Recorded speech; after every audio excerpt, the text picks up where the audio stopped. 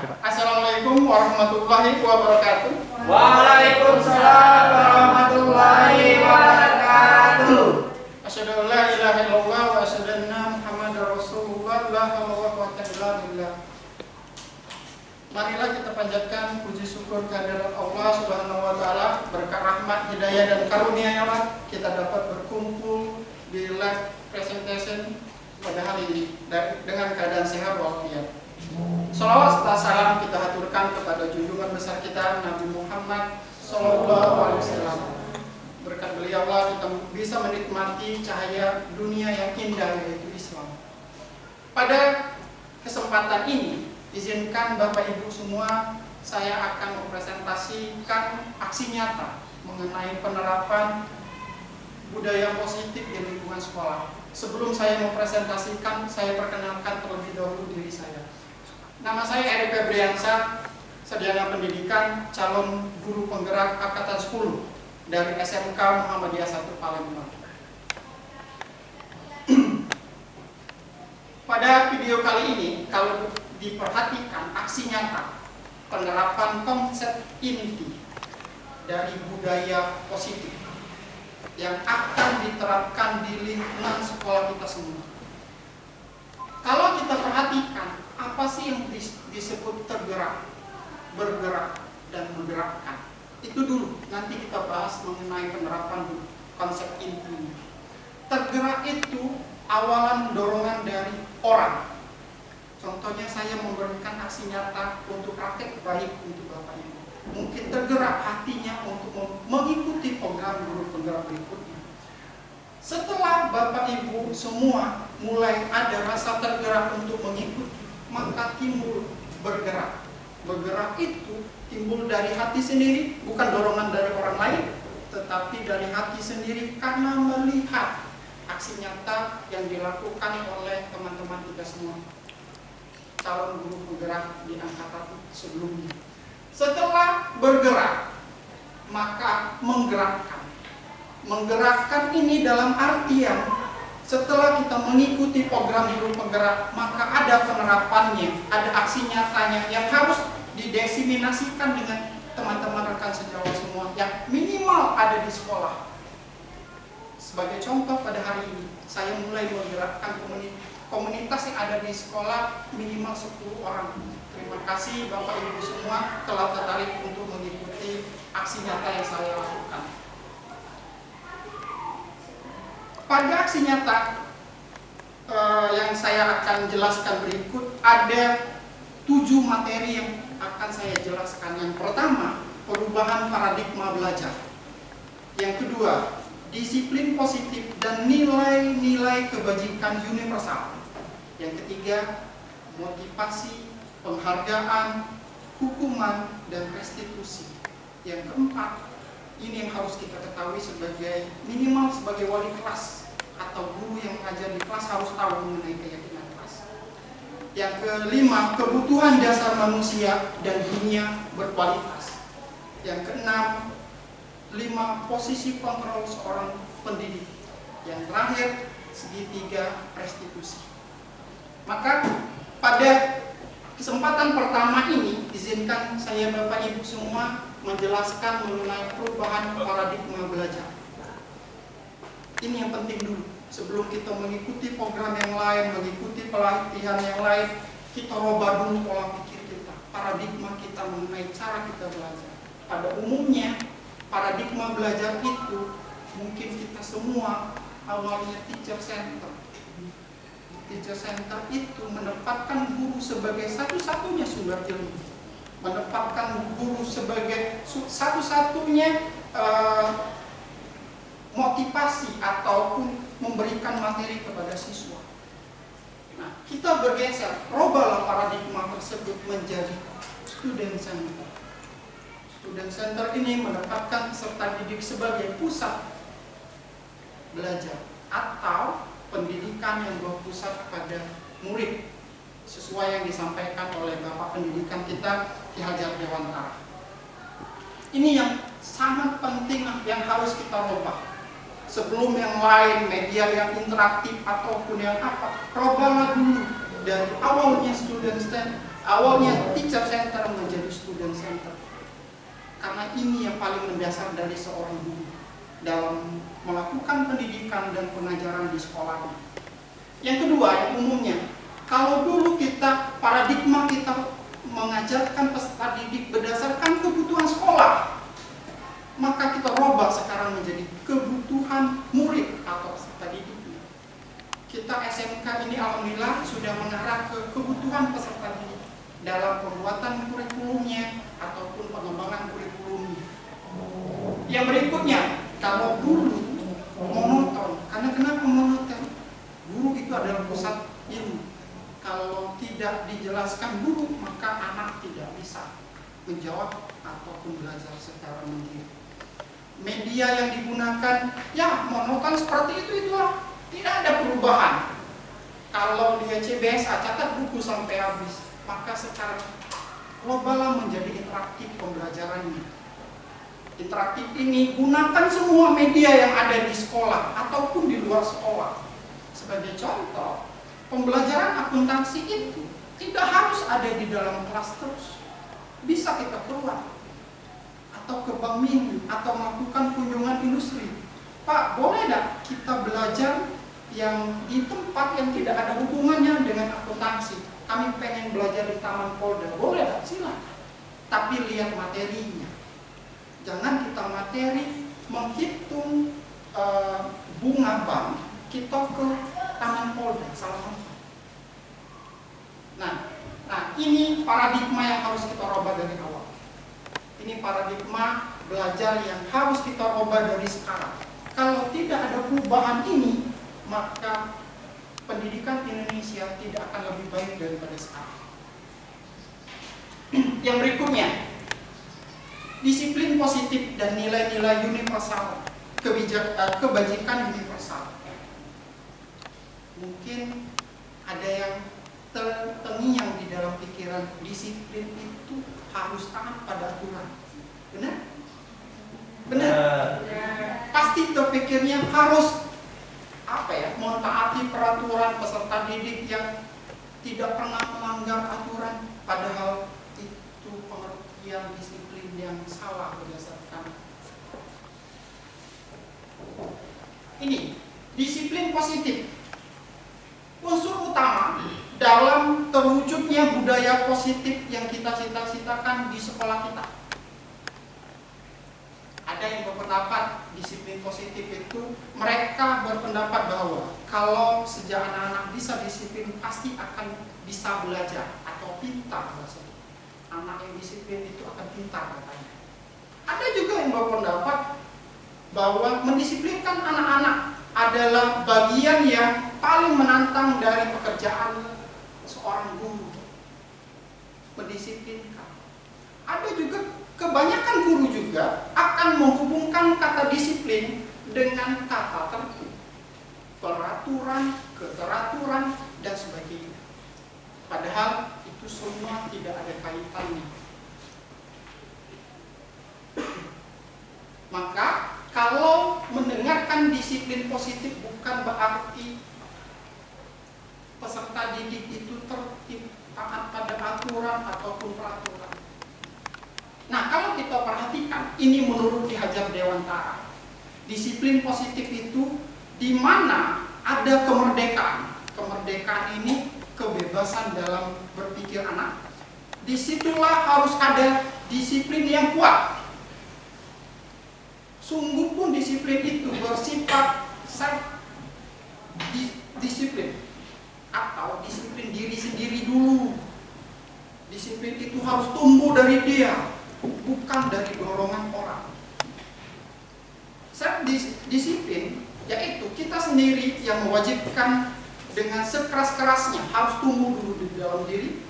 Tetapi itu sama saja, sebab jikalau kita tidak cukup atau cakap melakukan disiplin, wajiblah penguasa lain atau orang lain maksudnya mendisiplinkan diri kita. Dan peraturan demikian itulah yang harus ada di dalam suasana yang merdeka belajar.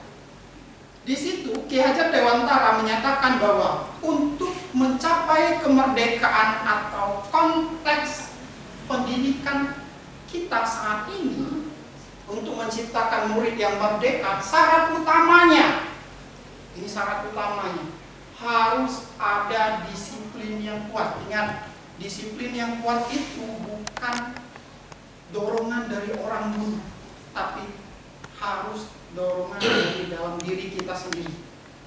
Kalaupun tidak disiplin, baru ada penguasaan atau dorongan dari orang lain. Yang berikutnya, nilai-nilai kebajikan. Mungkin kita mengajar itu pasti sering mendengar nilai-nilai kebajikan. Salah satunya adalah profil pelajar Pancasila yang sering kita dengar. Itu salah satu nilai-nilai kebajikan yang ada di kurikulum Merdeka. Profil pelajar Pancasila: beriman, bertakwa kepada Tuhan Yang Maha Esa, dan berakhlak mulia, mandiri, kreatif, penarasitis, bergotong royong. Yang terakhir, berkebinekaan global. Ini ada menurut The Seven Essential Features. Ada kata empati, ada nilai empati, suara hati, kontrol diri, rasa hormat, dan seterusnya. Yang berikutnya ada dari IDO Preliminary Program. Ada toleransi, rasa hormat, integritas, mandiri, menghargai, antusias, empati, keingintahuan, dan seterusnya.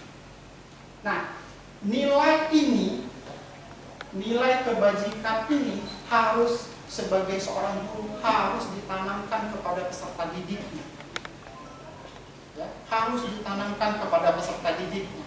Jangan tidak ada, terutama profil pelajar Pancasila. Karena inilah tujuan dari kurikulum Merdeka. Ini tujuan utama kurikulum Merdeka. Jangan nanti kita anak sudah tamat, tetapi dia tidak tahu yang dimaksud dengan kebinekaan global. Dia tidak berpikir kreatif, tidak ada kerjasamanya, atau tidak bisa bekerja sama dengan orang lain, maka sia-sialah pendidikan kita, terutama kita SMK. SMK itu tujuan utamanya menyiapkan peserta didik untuk bekerja. Kalau dia siap kerja, harus punya teamwork. Berarti di SMK kita harus mengutamakan gotong royong dulu. Kedua, karena kita sekolahnya Muhammadiyah, pengutamaan kedua, beriman dan bertakwa kepada Tuhan Yang Maha Esa, dan seterusnya. Ini gambaran mengenai nilai-nilai kebajikan yang harus kita tanamkan pada murid kita semua. Yang berikutnya, ini refleksi diri kita. Setelah penjelasan tadi, mungkin Bapak Ibu sudah agak memahami mengenai motivasi. Maka kita perhatikan refleksi diri mengenai disiplin, positif, dan nilai-nilai kebajikan. Ini pertanyaannya. Sebagai seorang pendidik, berarti kita sebagai seorang pendidik, saat Anda perlu hadir di suatu pelatihan atau workshop, motivasi apa yang mendasari tindakan kita semua? Yang pertama, apakah Anda hadir karena tidak ingin ditegur oleh panitia ataupun pengawas ataupun pimpinan sekolah dan mendapatkan surat teguran karena menghindari ketidaknyamanan dan hukuman? Yang kedua, Anda ingin dilihat dan dipuji di lingkungan sekolah atau mendapatkan penghargaan sebagai kepala sekolah yang berprestasi ataupun guru yang berprestasi. Yang ketiga, Anda ingin menjadi pengajar sepanjang hayat, menjadi orang yang berusaha dan bertanggung jawab serta menghargai diri Anda sendiri sebagai teladan bagi murid Anda, guru-guru Anda, serta guru lingkungan Anda, karena Anda percaya tindakan Anda sebagai pemimpin pembelajaran akan menjadi panutan oleh lingkungan, anak murid-murid kita. Dari pertanyaan ini Pak Hendra, manakah motivasi yang paling kuat mendasari tindakan Pak Hendra? Atau adakah suatu proses perubahan motivasi antara 2 atau 3 motivasi? Kalau saya Pak, yang nomor 3 Pak. Yang nomor 3, pengen menjadi pembelajar sepanjang hayat, pengen menjadi panutan atau contoh baik lingkungan ataupun murid-muridnya, itu sangat benar. Iya. Maka biarpun kita belajarnya hari ini karena mungkin pengen karena tidak enak dengan kawan ataupun saya sendiri, mulai hari ini robalah motivasi kita menjadi ingin menjadi pembelajar sepanjang hayat, ingin menjadi panutan murid-murid. Batas ini dari 2 materi, paradigma perubahan paradigma belajar, kedua nilai-nilai kebajikan. Ada yang mau ditanyakan? Silakan kalau ada.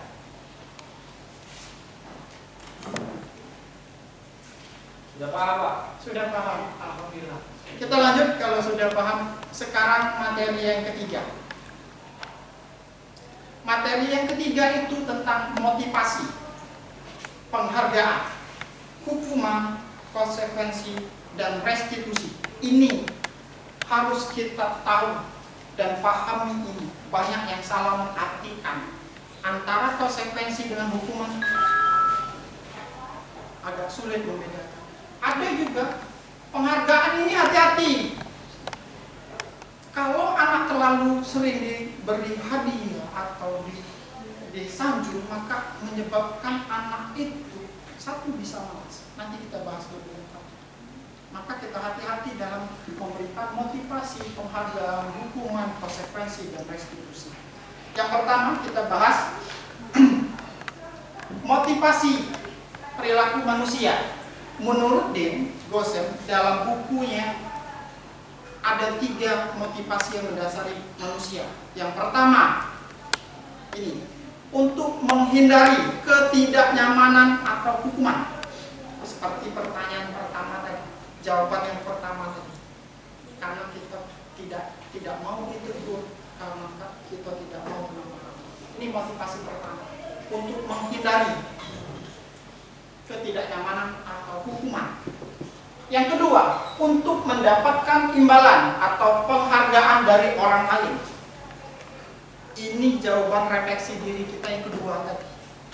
Karena mau mendapatkan pujian dari orang lain, terutama pimpinan sekolah.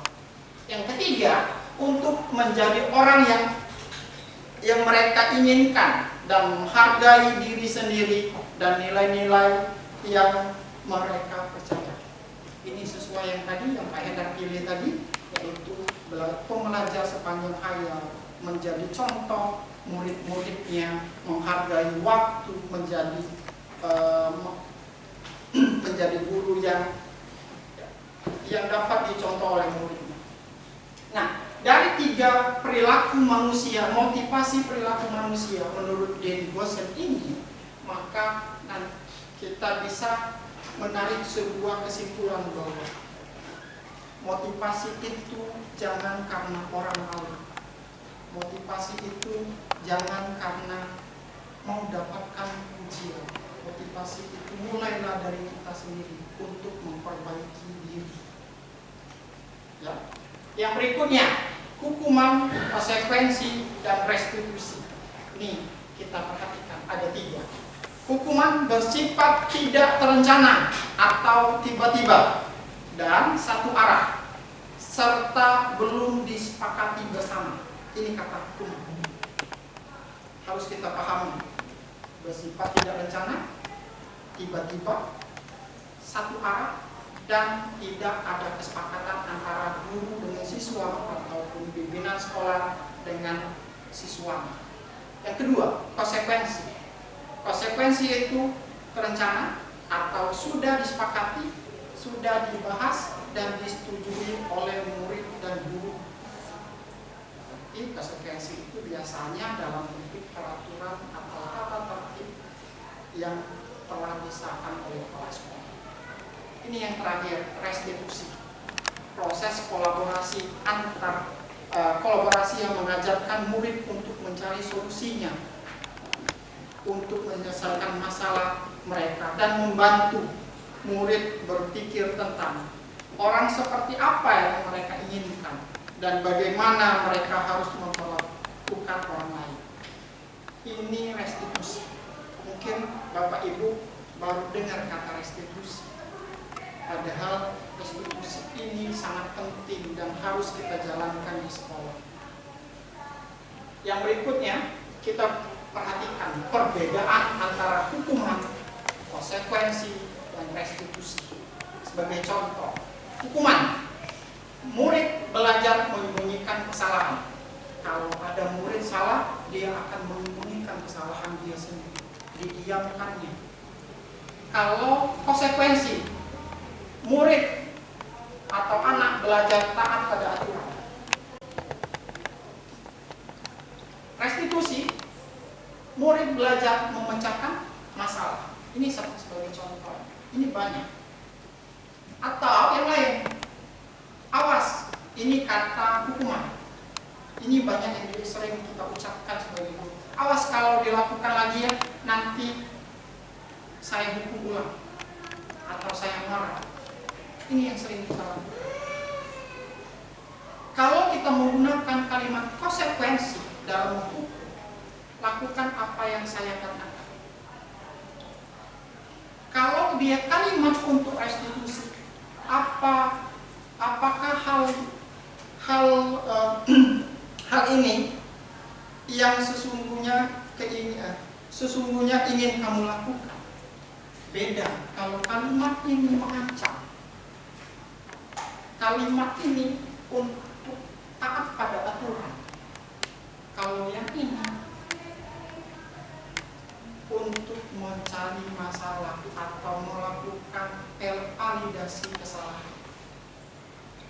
Ini kalimatnya banyak. Kalau mode hukuman paksaan, kalau dia koneksi, konsekuensi, stimulus respon, harus diulang. Tetapi kalau dia restitusi, teori konflik, nanti kita bahas lebih lanjut. Sebenarnya ini cukup banyak. Kalau kita membacakan satu-satu terlalu lama, maka kita lanjut refleksi dulu. Bapak Ibu semua, nanti dari pertanyaan ini Bapak Ibu tentukan dia termasuk hukuman atau konsekuensi.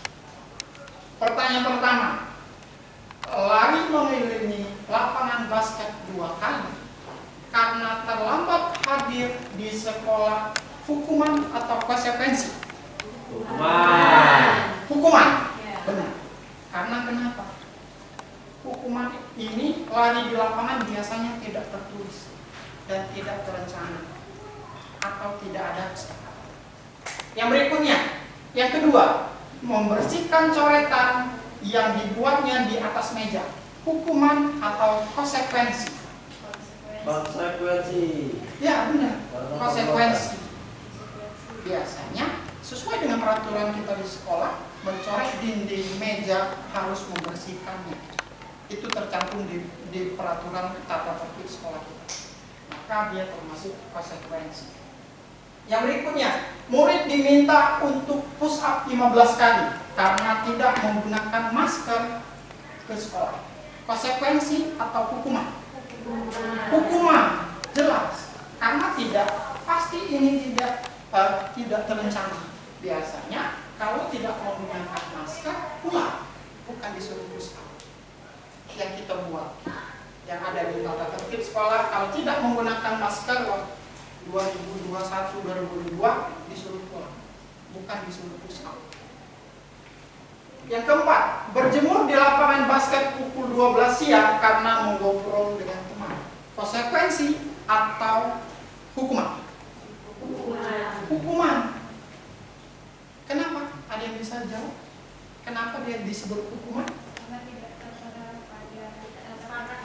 Karena pasti ini dadakan.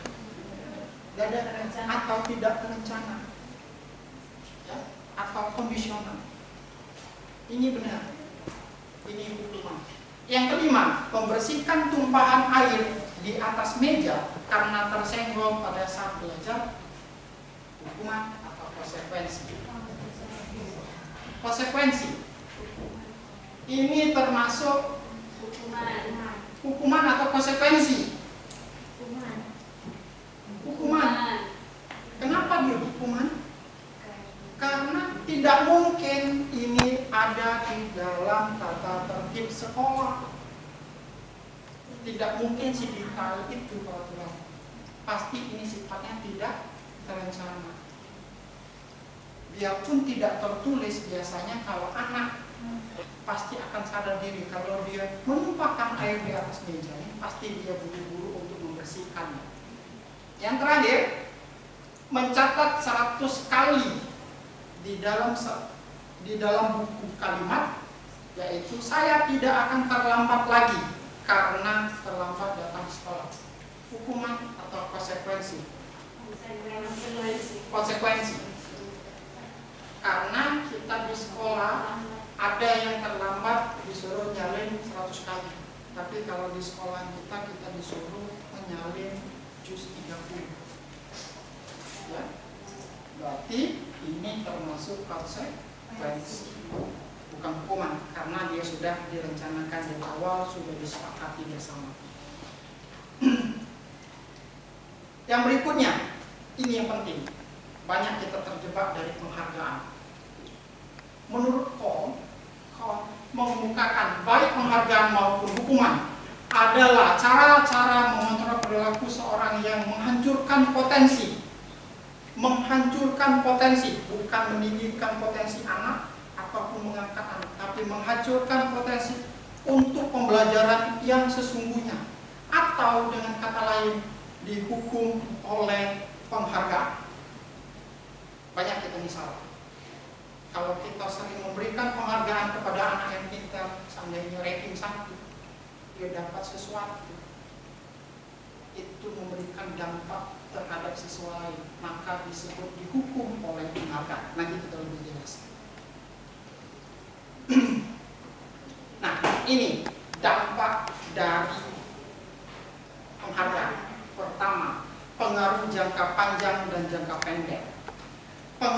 Penghargaan efektif jika kita menginginkan seorang atau murid melakukan sesuatu yang kita inginkan dalam jangka waktu yang pendek, tidak sering.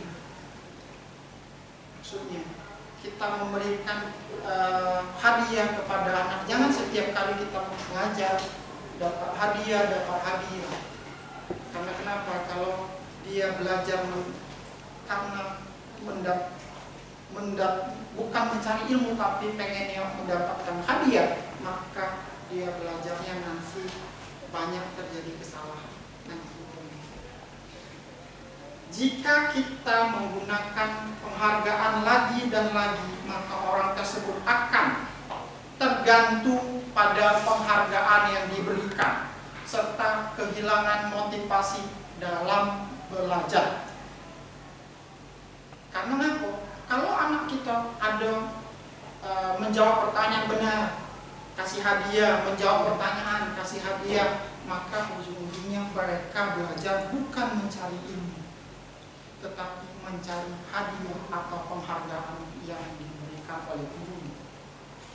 Yang berikutnya, jika kita mendapatkan penghargaan untuk melakukan sesuatu yang baik, maka selain kita senantiasa berharap mendapatkan penghargaan lagi, kita pun menjadi tidak menyadari tindakan baik yang kita lakukan.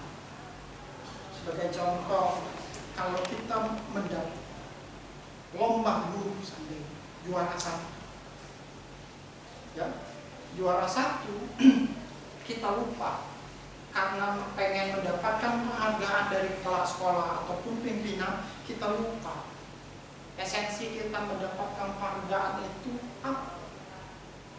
Yaitu menyadari tindakan yang baik. Untuk sekolah kita minimal mengangkat nama sekolah kita. Kalau guru juara 1 lomba, inovasi guru. Yang diangkat bukan hanya diri guru sendiri, tetapi nama baik sekolah, nama baik pimpinan sekolah. Tetapi kalau kita mengejar karena pengen mendapatkan penghargaan dari kepala sekolah, maka kita menghilangkan tindakan yang baik tersebut. Dampak yang kedua dalam penghargaan tidak efektif. Jika saya mengharapkan suatu penghargaan dan tidak mendapatkannya, maka saya akan kecewa dan berkecil hati, serta kemungkinan lain kali saya tidak akan berusaha sekeras sebelumnya. Kita perhatikan saja yang kita sering melakukan seandainya. Siapa yang bisa menjawab pertanyaan ini? Ibu kasih 100. Awalnya si anak A menjawab salah, anak B menjawab benar. Maka ada pertanyaan yang berikutnya atau besok pasti anak A ini mulai agak ragu untuk menjawab. Karena kenapa? Karena dia mulai takut salah. Ya, ini yang dimaksud. Yang berikutnya, jika kita memberikan seseorang suatu penghargaan untuk melakukan sesuatu, maka kita harus terus-menerus memberikan penghargaan itu jika kita ingin orang tersebut meneruskan perilaku yang kita inginkan. Seandainya contoh yang paling mudah, kita setiap hari menyuruh, dalam seminggu ini kita menyuruh anak membersihkan kelasnya.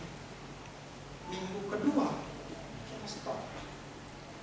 Saya yakin anak tidak akan lagi agak sulit melakukannya lagi, karena pasti butuh dorongan atau penghargaan karena mau mendapatkan pujian dari guru. Kok rajinnya nak kamu hari ini? Bukan karena nilai kebajikan yang mereka harapkan, tapi pengen mendapatkan pujian dari gurunya. Ini penghargaan yang tidak efektif. Yang berikutnya, penghargaan merusak hubungan. Sebagai contoh yang paling mudah, kalau anak A sering mendapatkan hadiah dari seorang ibu, sedangkan anak B tidak pernah mendapatkan, maka antara anak A dengan B pasti agak mulai senggang. Pasti. Karena kenapa?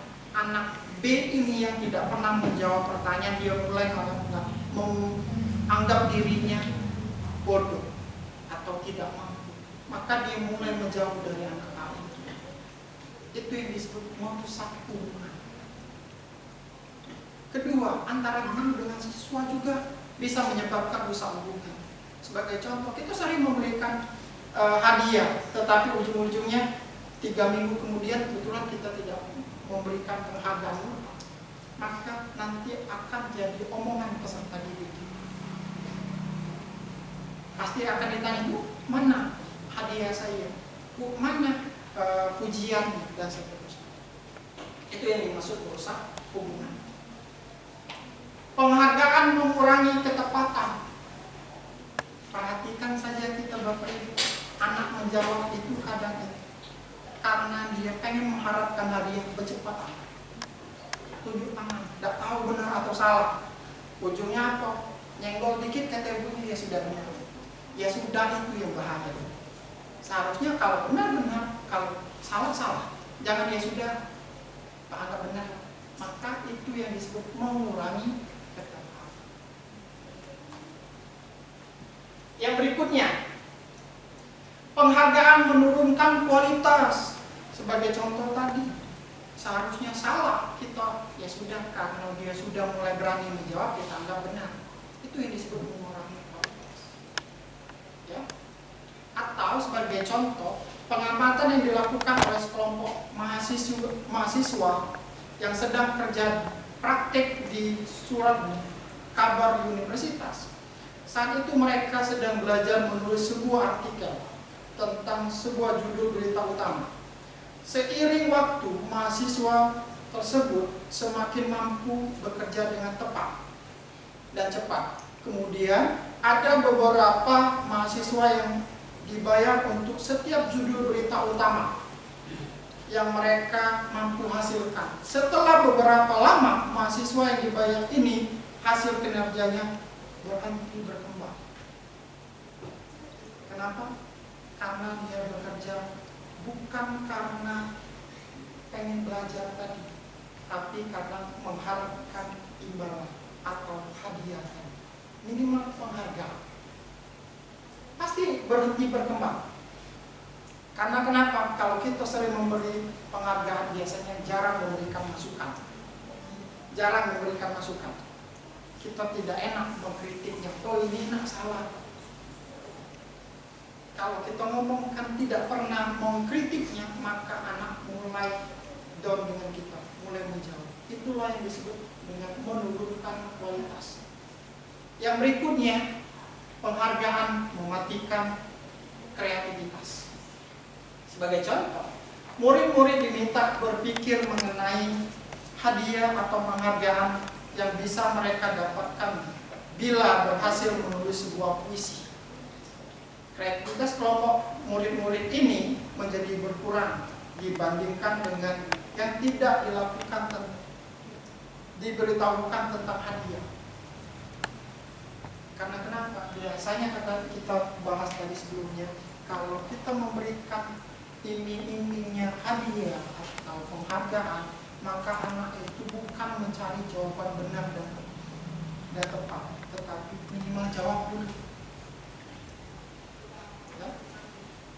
Nak paling cepat.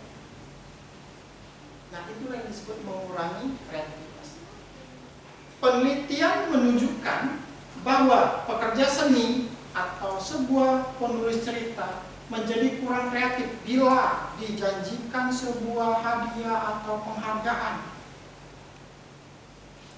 Leonardo da Vinci itu buat karya lukis bukan untuk dihargai atau mendapatkan pujian, tapi dia melakukan itu karena dia senang. Zaman itu lukisan Leonardo da Vinci mungkin tidak ada harga. Yang paling terkenal itu Mona Lisa, yang paling terkenal. Tetapi mungkin di zaman itu tidak ada. Tetapi karena orang tahu maksudnya, maka setelah kita bekerja baik, membuat karya seni yang baik, selesai, maka kita baru mendapatkan penghargaan. Beda dengan dijanjikan bahwa. Yang berikutnya, penghargaan menghukum. Biasanya ini berhubungan, mungkin Bapak Ibu pernah dengar ranking? Pernah. Ini penghargaan yang menghukum. Mereka yang tidak mendapatkan penghargaan, misalnya dalam ranking, mereka yang mendapatkan ranking kedua akan merasa paling dihukum. Maksudnya apa? Biasanya kalau ranking 1 itu mulai memilih ke bawah. Tidak usah kita bahas ranking yang di bawah. Ranking 2 pun mulai menghukum diri. Kenapa saya tidak bisa ranking 1 padahal saya rajin daripada ini? Mulai menyalahkan diri, mulai menghukum diri. Maka dari awal 2022 saya mengusulkan dengan pihak sekolah.